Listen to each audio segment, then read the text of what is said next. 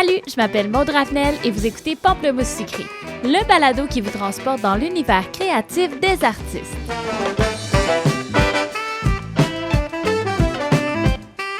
Aujourd'hui à Pamplemousse sucré, je reçois Patricia Alonso alias Daria Art. J'ai trouvé que son parcours était fascinant et j'ai eu envie de vous faire découvrir comment la science s'invite dans son art, surtout depuis son immigration au Canada. Vous allez voir, Patricia, c'est aussi une personne qui adore les gens et elle va nous parler des ateliers qu'elle donne dans des résidences pour aînés et comment ça la rend heureuse de partager son art avec des personnes vivant avec des limitations. Patricia, elle a un mantra: l'art, c'est un moyen de se réaliser, mais également de redonner. Bonne écoute! Bienvenue Patricia Alonso sur mon balado. Je suis vraiment contente que tu sois là. Puis j'ai l'impression qu'aujourd'hui, on va quand même en apprendre beaucoup sur la science et l'art. Je pense que ça va être ça le thème aujourd'hui. Toi, tu es née en Argentine. Oui, moi. Et tu as déménagé au Québec il y a quand même plusieurs années. Ça fait combien de temps à peu près que tu es au Québec? Il fait 20 ans. Je suis arrivée en 2003. Est-ce qu'on peut dire que si tu n'étais pas déménagée au Québec, peut-être que tu ne serais pas une artiste aujourd'hui? Ça, c'est un grand mystère. On ne peut pas le savoir, mais je pense que la vie nous amène au même chemin, peu importe où on est. C'est une évolution, je pense qu'on change avec le temps, c'est normal de changer. Il ne faut pas avoir peur des changements parce que tout change autour de nous, puis nous-mêmes, on changeons. Donc, je pense que j'aurais arrivé au même point. Dans le fond, pour les gens ne le savent peut-être pas, mais toi, tu étais biochimiste en Argentine. Ensuite de ça, tu as été biochimiste au Canada. Et à un moment donné, tu as décidé de te diriger vers l'art. À quel moment tu as fait ce passage? J'ai commencé tranquillement. Pour moi, l'art, c'était un échappatoire, c'était une porte de sortie pour le monde en fantasy, pour jouer avec les couleurs. C'était vraiment ma passion. Euh, Qu'est-ce que ça a déclenché tout ça? C'est que, à un moment donné, c'est l'évolution, c'est la vie. Puis je me sentais tellement, tellement heureuse dans ça. Puis je voyais la façon que je pouvais aider le monde quand j'ai commencé à travailler dans l'art. J'ai commencé avec une professeure au Canada. J'avais pris juste un cours avec elle. Puis elle a vu que je faisais toutes des affaires bizarres. Tu sais, toutes les affaires C'est quoi qu'elle ce est. bizarre? Bon, on est tous un peu bizarres, mais je travaillais pas nécessairement toutes les techniques classiques des peintres. Mettons, l'huile, je connais pas, je touche pas, j'aime pas ça. Je travaillais l'acrylique, mais j'explorais toutes de nouvelles techniques, comme les engrais à l'alcool, la résine époxy, des méthodes de coulage, où on met la peinture acrylique qui est plus euh, solide, on peut dire d'une certaine façon liquide. On la met complètement liquide, puis on la coule sur le toile. Donc, je faisais toujours des choses bizarres. Donc, cette dame-là, elle a ouvert sa propre école, puis m'a invité à faire partie de son équipe en 2019. Donc, c'est à ce moment-là que c'est parti pour moi qui commençait à prendre plus la place, l'art dans ma vie. Ça arrêtait d'être comme juste un passe-temps pour devenir tranquillement un changement dans ma carrière. Le fait de faire de l'art, avant, ça te libérait, c'était un loisir. Est-ce que tu as encore ce sentiment-là, malgré que tu fais ça maintenant depuis quelques années? Oui, absolument. Absolument. C'est toujours ça. Quand la, la meilleure chose que l'art il peut nous donner, c'est nous exprimer. Je travaille souvent avec des personnes âgées, des personnes en perte d'autonomie, des enfants autistes ou des adultes autistes ou déficientes, déficience intellectuelle, déficience physique. Puis même si ces personnes ne peuvent pas s'exprimer des fois avec des mots, à travers leur art, ils vont exprimer quelque chose qu'il y a dans son intérieur qu'ils ne savent pas comment le dire des fois. Donc, pour moi, même malgré le temps qui a passé, je me sens de la même manière. Si je me sens triste, je peux prendre mon toile puis mettre cette tristesse là-dedans. Ou, tu sais, les artistes sont des personnes très sensibles, donc des fois, je peux comme capter quelque chose autour de moi, puis je peux la mettre dans ma toile. Puis c'est une façon de canaliser ce sentiment-là qui est là, puis quand on ne sait pas comment l'exprimer, des fois, on peut même devenir malade parce que ça reste en nous, puis on peut pas le dire. Est-ce que tu as l'impression qu'on est peut-être pas assez connecté avec nos sentiments, avec qui on est vraiment, qu'est-ce qu'on veut dans la vie? Oui, je pense que oui, on a le téléphone, il a pris beaucoup de place dans notre vie. On le voit partout. Avant, un enfant, on donnait un cadeau, je sais pas, un ballon, une poupée. Aujourd'hui, c'est plutôt une tablette. Donc, dès un petit trop jeune âge, des fois, on a trop de communication. On dirait qu'on est bombardé par toutes ces choses-là.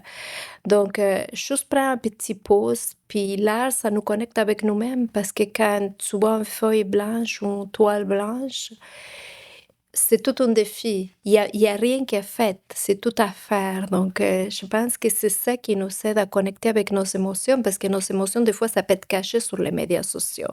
On peut prendre une belle photo, toute bien ambientée, la dame sourit avec son verre de vin à côté de la plage, mais peut-être ça donne une idée qu'elle est heureuse, tout est beau, mais peut-être elle est toute seule, puis il y a personne à côté d'elle, peut-être il y a pas d'amis. Tandis que l'art, il nous permet justement de nous connecter avec nous-mêmes, de savoir qu'est-ce qu'on veut faire, pourquoi on veut le faire. En tout cas, c'est une connexion. Puis, quand tu vas justement pour créer tes peintures, est-ce que tu prends la décision de fermer ton cellulaire, tout fermer? Souvent, oui, sauf que je filme quelque chose, mettons pour TikTok ou quelque chose, mais souvent, oui. Souvent, ça part une idée de quelque part, puis j'adore quand c'est des grands formats de tableaux, vraiment les faire par terre. Je mets une nappe en plastique, je mets mon tableau par terre, puis je choisis souvent 4-5 couleurs à peu près, puis je me laisse aller. Justement, comment tu décrirais l'essence de ton art? Je travaille beaucoup l'abstrait. J'aime beaucoup ça parce que l'abstrait, ça nous permet justement d'interpréter qu'est-ce qu'on voit. Quand je fais des fois des choses concrètes, j'aime des fois faire des petits animaux, des choses comme ça. Mais quand c'est abstrait, chaque personne, il peut voir une chose différente dans un tableau. C'est ça qui est magnifique. Des fois, quand je fais des ateliers avec des enfants, tu sais, les enfants, ils commencent avec une chose, mais ça finit une chose complètement différente. Donc, des fois, on joue, tu sais, qu'est-ce que tu vois ici? Puis on tourne le tableau de bord, puis tout le monde voit une chose différente. C'est ça l'art abstrait. Ça nous permet, d'un côté, ça reflète les émotions de la personne qui les fait, parce que il y a une partie de moi qui s'en va dans ce tableau-là. Puis de l'autre côté, c'est ça où je vois que ça opère la magie. Parce que la personne de l'autre côté, il va capter certaines choses, il va transposer sa propre réalité au tableau. C'est pour ça qu'en tournant, il y a quelqu'un qui va voir, je sais pas, un cheval. Il y a quelqu'un qui va voir quelque chose qui va le souvenir, non sais, mettons, sa mère qui est décédée ou son enfant qui est parti de la maison, peu importe quoi. C'est ça la magie de l'art. Cette magie de l'art-là, l'art abstrait, tu te laisses aller.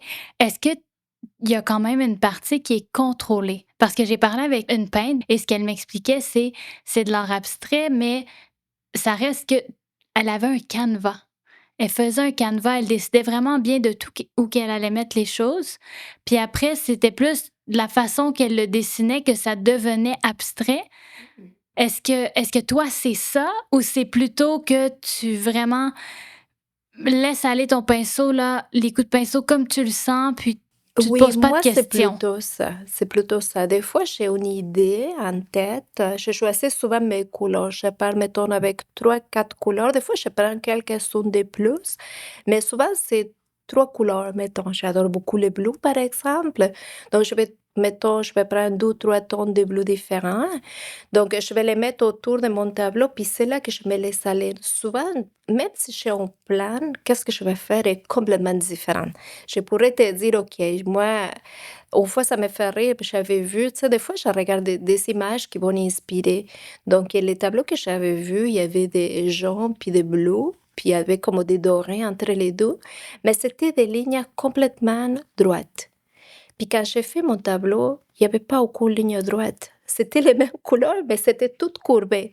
Donc, je veux dire, des fois, tu prends des éléments, mais les moments que tu te laisses aller, c'est là ta partie de toi qui est dans la toile. C'est vraiment ça, c'est magique. J'ai vraiment pas un plan. Si je vais faire quelque chose de concret, oui. Mettons, je sais que je vais faire, je sais pas, un oiseau dans telle partie de la toile, OK, je vais y aller avec cette idée-là, mais si je pars dans l'abstrait, il y a pas grand plan. Hem, Puis dans les couleurs que tu utilises, aujourd'hui, tu as un foulard, il est rose, bleu. Je regarde à côté de moi, j'ai une madame, je crois que ça, c'est plutôt un collage? Oui, c'est vraiment collage. C'est un collage, mais encore là, beaucoup de jaune, de rose, le vert, le bleu. Il y a beaucoup, beaucoup de couleurs qui sont des couleurs, flamboyantes, j'ai envie de dire. Est-ce Oui. que c'est un petit clin d'œil à l'Argentine?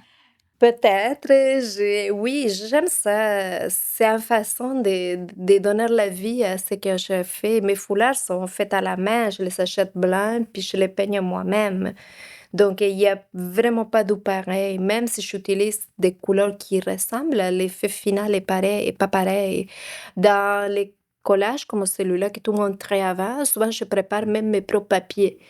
Donc, j'assemble mes couleurs, puis après je découpe, puis je place des fois des images. C'est vraiment très, très libre. J'aime ça les couleurs, j'aime beaucoup la mer. Même à l'Argentine, c'est pas un pays tropical, on a la mer, mais c'est froid, c'est un peu comme les lacs au Québec sont froids, donc on a la plage, mais c'est froid, c'est pas comme les Caraïbes. Mais ces couleurs de la mer, je les adore. Il y a beaucoup, beaucoup d'étoiles qui ont les tons de bleu, vert. On parle de ces couleurs-là et on parle de l'Argentine. Justement, au début du podcast, on a commencé en parlant que tu avais été biochimiste avant. Puis là, tu parles comment tu aimes ça, justement, te libérer par ton art et y aller un peu comme tu le sens, un peu instinctivement. C'est très différent. C'est super différent. Pour ça que je t'ai parlé au début, je pense que c'est l'évolution de la personne. Par contre, tout que j'ai appris comme scientifique, parce que bon, biochimiste, finalement, c'est une espèce de scientifique, c'est d'avoir une méthode. Je suis méthodique pour faire mes choses. Je suis un ordre. L'ordre est dans ma tête. Il y a plusieurs artistes qui vont dire, ah, je sais pas comment je m'organiser, c'est lundi, c'est mardi, je fais quoi aujourd'hui? Moi, au contraire, j'ai mon agenda, je sais qu'est-ce que je vais faire. C'est tout mon training scientifique qui m'a appris ça, qui m'a appris à centrer, organiser, à suivre un certain plan. Puis, comme au laboratoire, tout est tellement structuré, tu sais, il y a une méthode. J'ai travaillé ici au Canada dans les pharmaceutiques, donc on suit des méthodes d'analyse. On ne peut pas faire l'étape 4 avant de l'étape 2 parce que ça nous plaît. Il faut vraiment aller en ordre. Et c'est l'étape 1, la 2, la 3, la 4, jusqu'à on finit notre analyse. Tandis que dans l'art, je peux choisir. Si je me trompe, c'est pas vraiment une erreur. Je peux toujours contourner, tandis que dans les labs, si je me trompe, oh, il faut recommencer pratiquement à zéro. Dans mon art, des fois, dans ce qu'on pourrait dire une erreur, entre guillemets, on apprend quelque chose. Oh, si je mélange ça avec ça, ah, c'est vraiment beau. J'obtiens, mettons, un effet de transparence que je ne savais pas que je pourrais avoir. J'utilise, ça c'est une nouvelle technique que je fais maintenant avec mes bijoux. Je mélange des engraissants à l'alcool avec l'époxy. Donc, il y a une base scientifique, ça change la densité avec les temps. L'époxy, c'est une réaction exothermique, elle libère la chaleur. Ça fait des couches. Donc, si tu les vois, c'est comme ça serait en 3D. Donc, j'utilise Il n'est cette... pas 3D? Non, elle est plate, Ah oui, quand même, mais hein? c'est à l'intérieur. C'est ça. Fait que dans le fond, la base scientifique, ça te permet un peu Bien d'expérimenter sûr. davantage. Bien sûr, je parle vraiment que j'ai un laboratoire d'expérimentation dans mon art, c'est l'expérience, puis ça m'apprend qu'il y a pas d'erreur. C'est pas grave. On a la façon de contourner. La peinture acrylique est magnifique. Tu peux le faire, tu l'aimes pas, tu le couvres avec une autre couche, puis ça repart de zéro. Si, quand tu le couvres, puis ta couche de peinture est mouillée, si tu la grattes, tu vas voir les couleurs d'avant. Puis ça fait un effet magnifique que tu n'aurais pas pu faire d'une fois si tu n'aurais pas «tromper» entre guillemets. Donc, j'apprends moi-même, je suis perfectionniste à la base. Donc et ça m'aide justement à m'éloigner de cette perfection. On dirait qu'on court, derrière la perfection qui, au fond, ça n'existait pas. Puis dans le fond, en étant scientifique, c'était ça justement le gros défi, c'était le fait d'avoir, ne Mmh. pas pouvoir faire d'erreur, Tu peux pas. c'est une pression constante en fait que tu avais que maintenant tu as plus, ça doit faire du bien d'être Ça me libéré. fait du bien. C'est pour ça que souvent dans mes classes, il y a des personnes qui viennent des justement des professions stressantes. Des fois, il y a des médecins, des fois, il y a des infirmières, parce que ces professions-là, on ne peut pas se permettre l'erreur. Je veux dire, l'erreur, ça coûte cher. C'est Mmh. un mauvais diagnostic, c'est un gros problème pour les patients.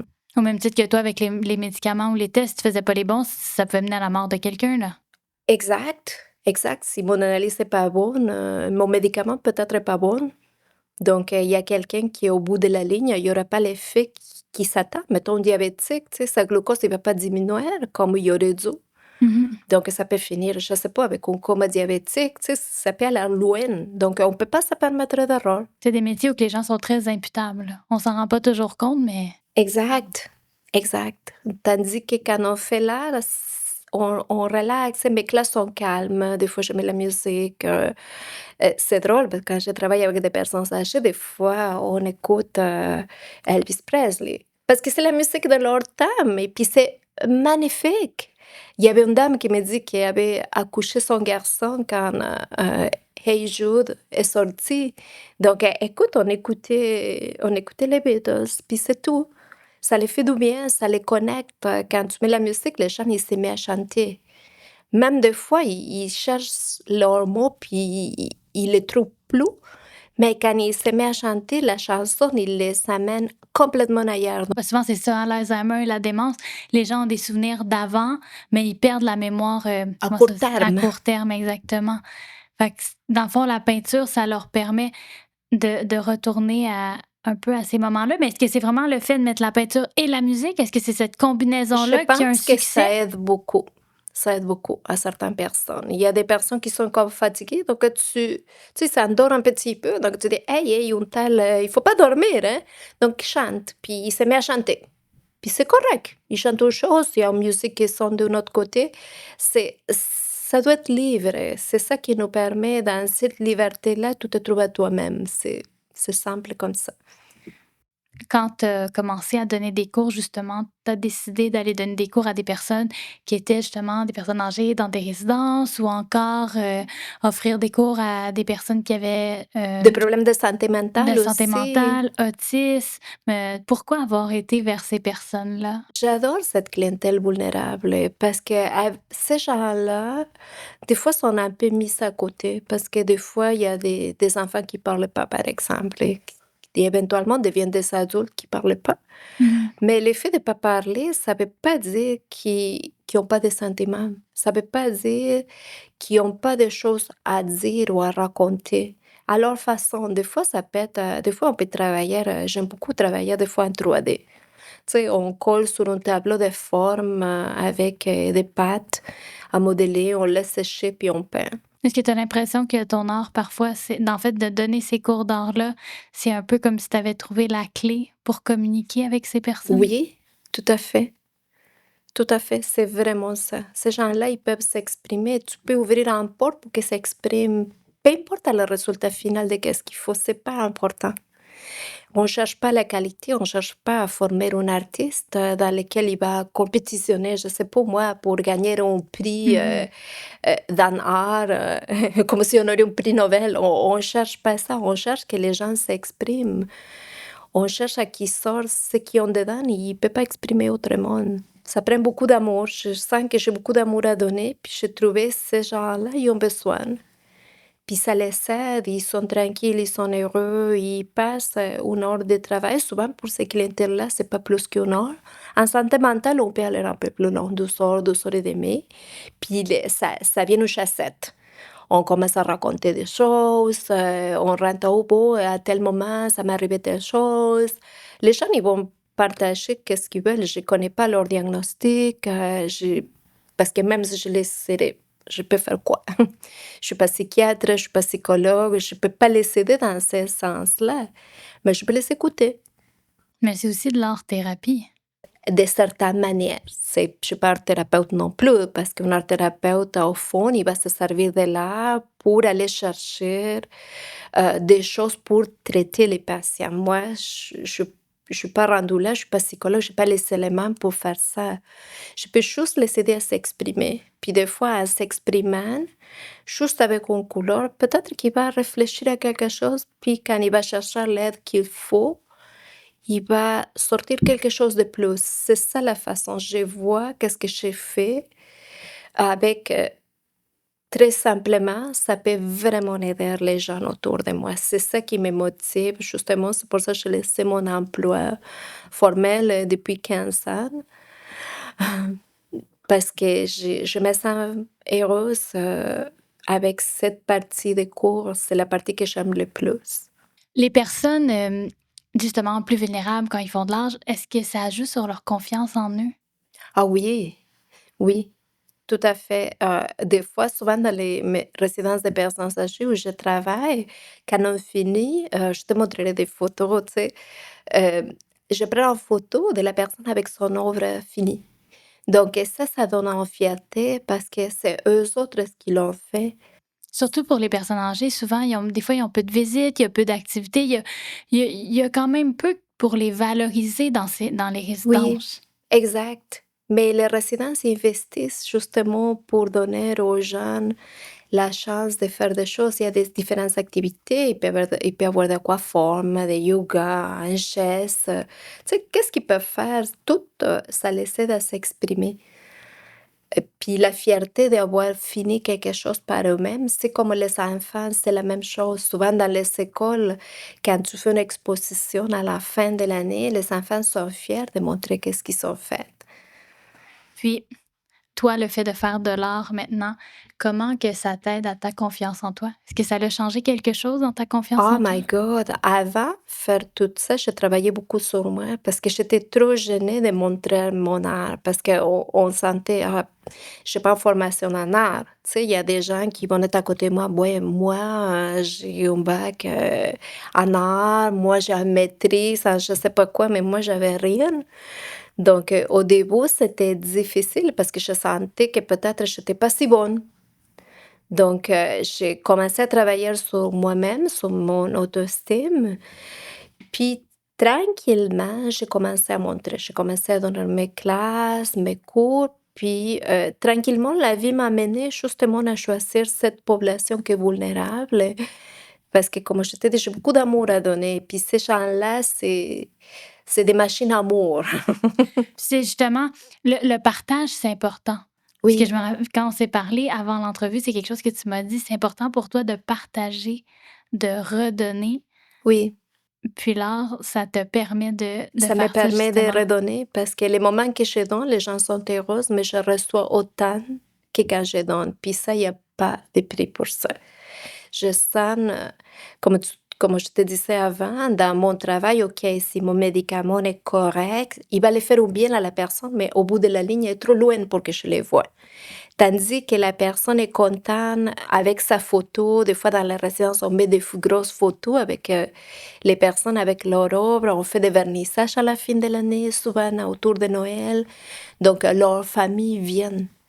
Ils viennent voir qu'est-ce qu'ils ont fait. Puis, sont plus fiers encore de son père ou sa mère qui est là. Parce que malgré tout, malgré leur santé, malgré tous ces défis qu'ils peuvent souffrir à tous les jours, sont heureuses des fois de pouvoir faire quelque chose. Ben oui, parce que même eux, ils veulent faire plein de choses, c'est normal. Si on reparle un peu de tes créations, ici, il y a un collage. Mmh.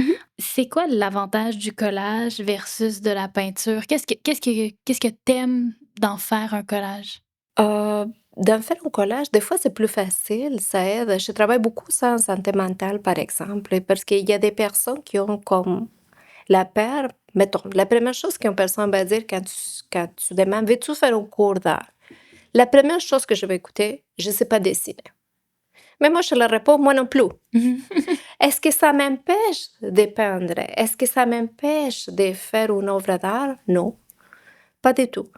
Donc, des fois, en utilisant des collages, je peux utiliser des images qui sont préfaites.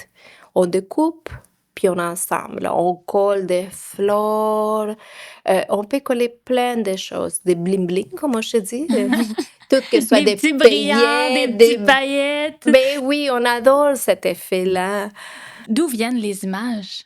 Euh, Ça peut être des revues, ça peut être peu importe où, toutes des images livres d'auteur qu'on peut utiliser, puis découper, ça peut être juste un journal, ça peut être une photo d'un modèle, des vêtements. On peut juste découper les couleurs, puis avec des pièces de couleurs qui appartiennent à nulle part, finalement, construire quelque chose.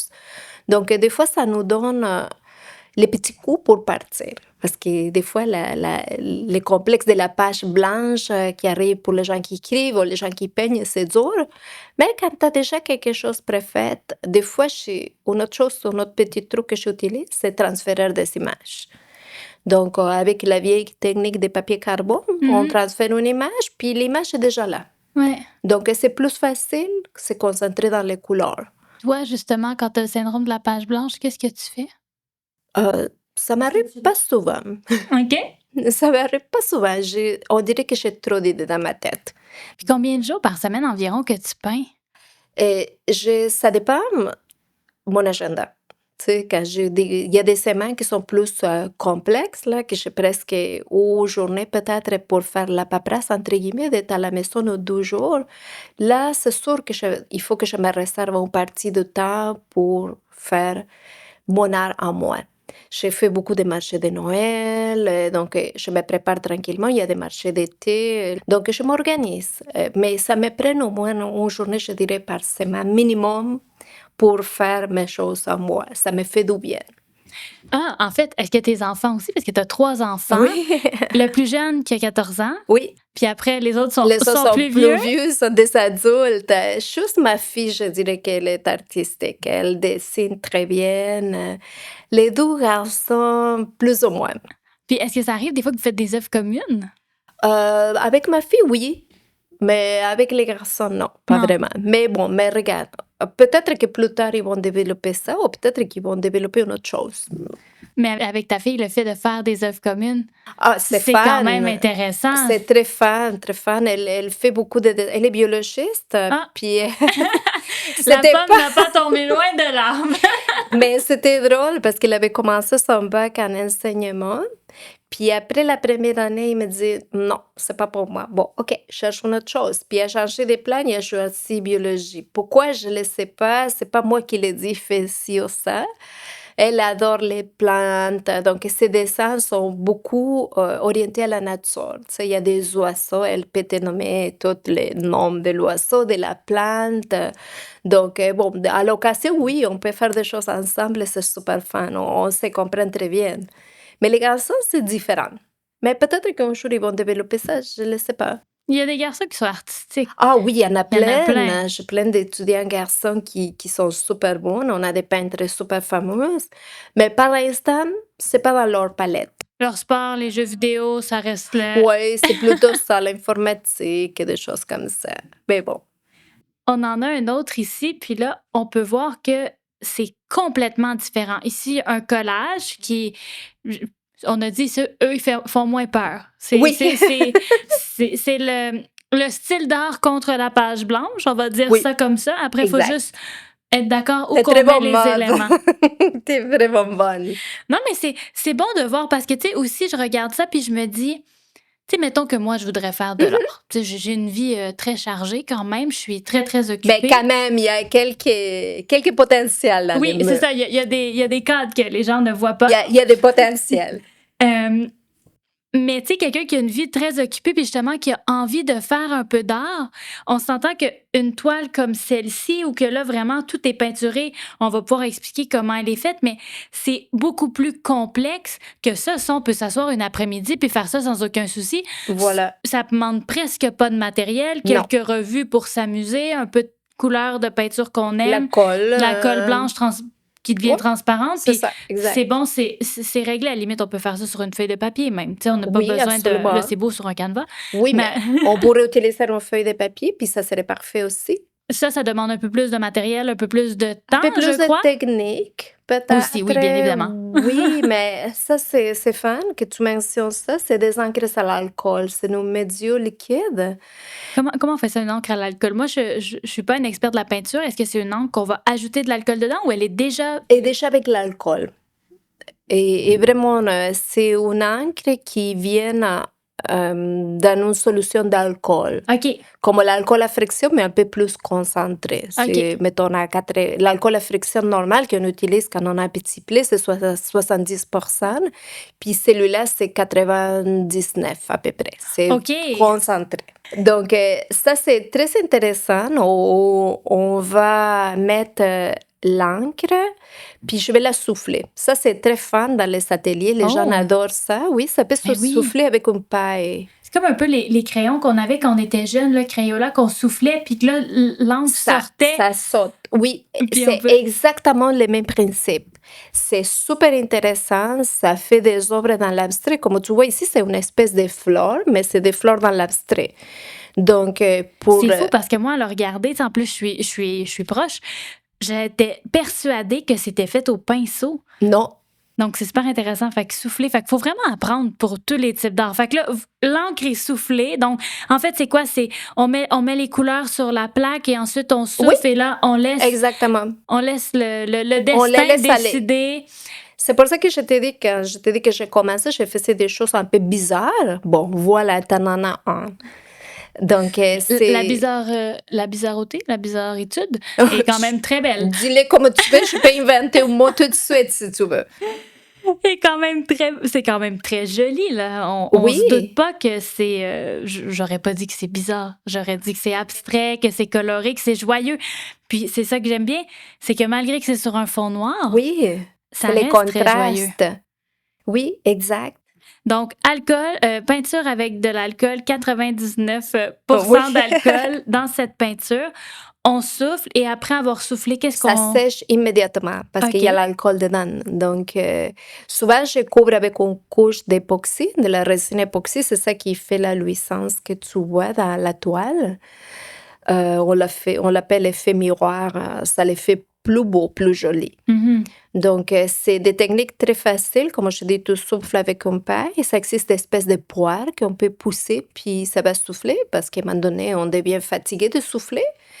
Puis, ça existe aussi des airbrush. C'est sûr que j'ai un airbrush parce que, bon, quand tu veux faire une chose plus grande, à un moment donné, la poire a moins de contrôle Mhm. parce que l'air qui sort, il va dans un certain sens. Tandis qu'avec l'airbrush, c'est comme un compresseur. Tu sais, Ouais. les hommes, ils vont comprendre ça tout de suite. C'est un compresseur ou mini-compresseur. Donc, on peut comme réguler le flux d'air qu'on veut, puis bien sûr la direction. Donc, c'est Ouais, plus c'est plus précis. contrôlable dans l'incontrôle. Puis, tu sais, quand je regarde ici, là, je vois qu'il y a du blanc qui est en dessous du rose. Est-ce que c'est Oui, vraiment en mettant les couches de peinture une par-dessus l'autre? Tu sais, ici, ça devient oui. rouge. Comment on arrive à... Comment on arrive à faire ça? Ouais. Celui-là, c'est particulier parce que j'utilise fond noir. Donc, dans les fonds noirs, peu importe à quelle couleur d'encre, je ne les vois pas. Mhm. Tu sais, je pourrais mettre vert, je pourrais mettre mauve, rose, jaune. Sur les noirs, je ne les vois pas. Pour les voir, le secret, c'est utiliser d'encre blanche. Donc, les deux mélangés, superposés, c'est ça qu'on les voit. Si je n'aurais pas mis les blancs, tu ne l'aurais jamais vu. OK. Fait que c'est quand même une encre qui est liquide. C'est vraiment délicat, c'est des gouttes. Ça vient dans un flacon qui sont gouttiers. OK. Donc, tu les tournes, ça tombe une goutte d'eau, tu ajoutes une goutte d'alcool, puis tu souffles. Et voilà, la magie est faite. Puis là, à côté, on en a un autre. Que là, je suis quand même me demander si lui n'a pas été fait de la même façon que lui. Là. Est-ce que ça aussi, C'est une c'est autre fait? technique. C'est C'est une autre complètement technique. différent. Tu vas être bonne à la fin. Ouais, à là, la fin, tu je vais vas peut-être avoir un bac connaître en or. toutes les techniques. Ça, c'est vraiment... j'utilise la peinture acrylique comme une entour qu'on peut trouver dans peu importe quelle maison d'art. Mhm. Donc, on la mélange avec la résine époxy. Je prépare l'époxy, c'est deux composants qui sont liquides, qu'on mélange dans une certaine proportion, puis un certain temps. C'est-tu ça qu'on voit les gens couler ça, puis là, ils bougent le tableau? Exactement. OK. Exactement. On peut les faire justement comme tu dis, sans l'époxy avec, les coulages ou on peut mettre l'époxy, mélangé avec les couleurs. On peut faire les 2 choses. Donc, de une façon ou une autre, je me retrouve encore avec des liquides, un petit contenant de couleurs que je vais comme couler à mon goût sur les bois. Des fois, je fais des cabarets, des fois, je fais des tables à fromage, des sous-verts.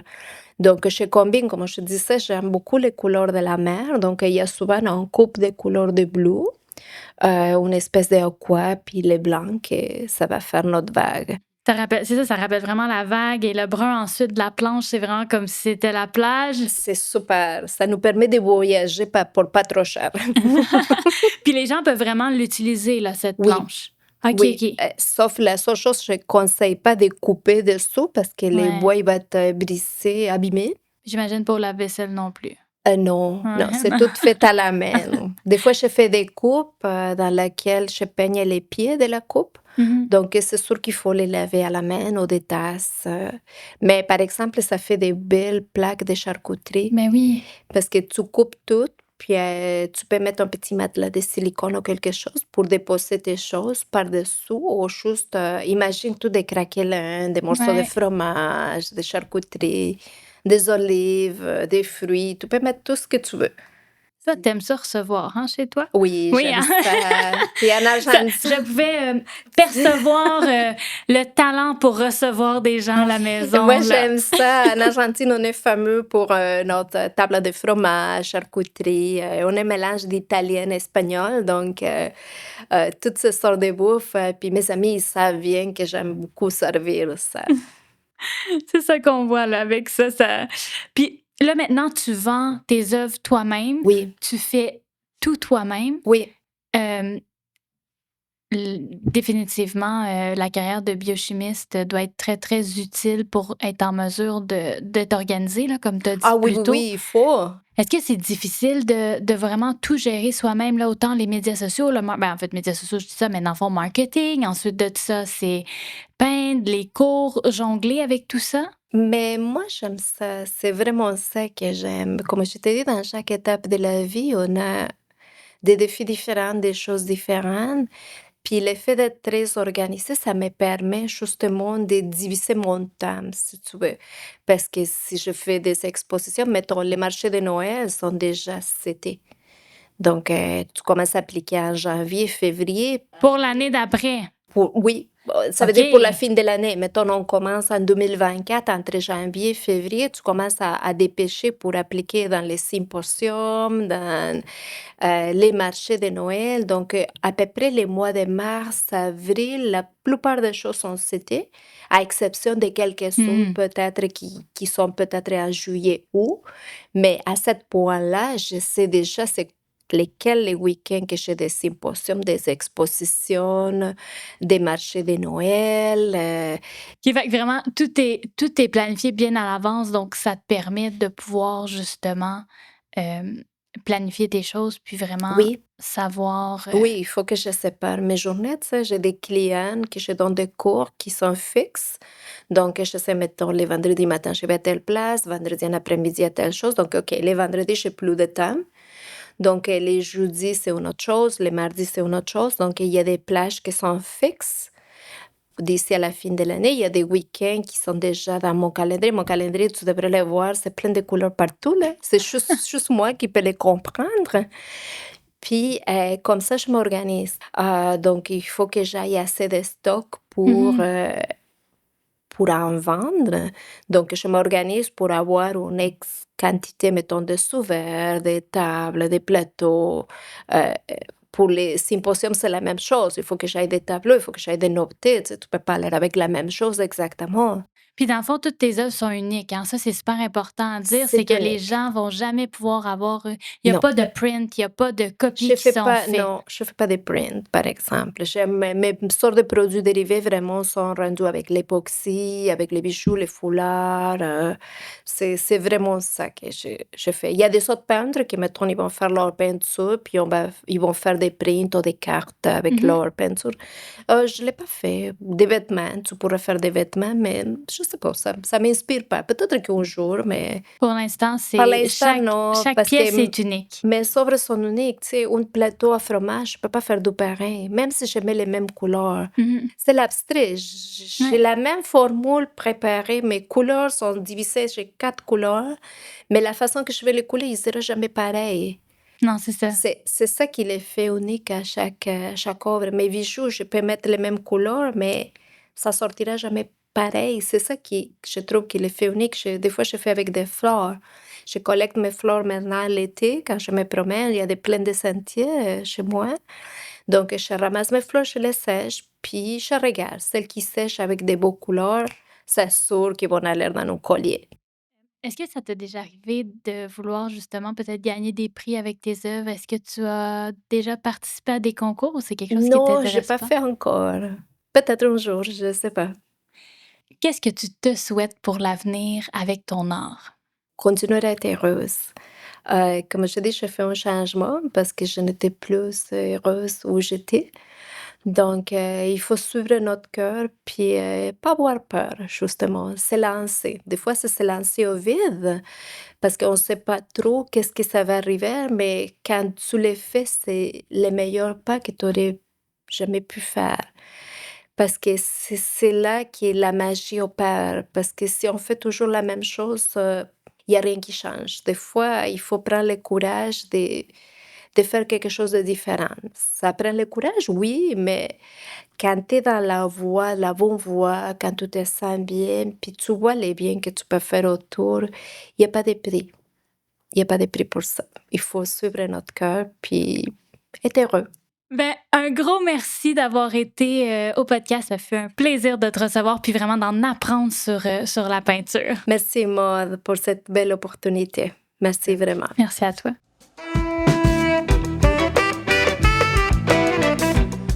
Pour pouvoir suivre sa carrière artistique, vous trouverez toutes les informations dans la description du balado. Je suis Maude Ravenel, merci d'avoir écouté Pamplemousse sucré et au plaisir de vous revoir dans le prochain épisode.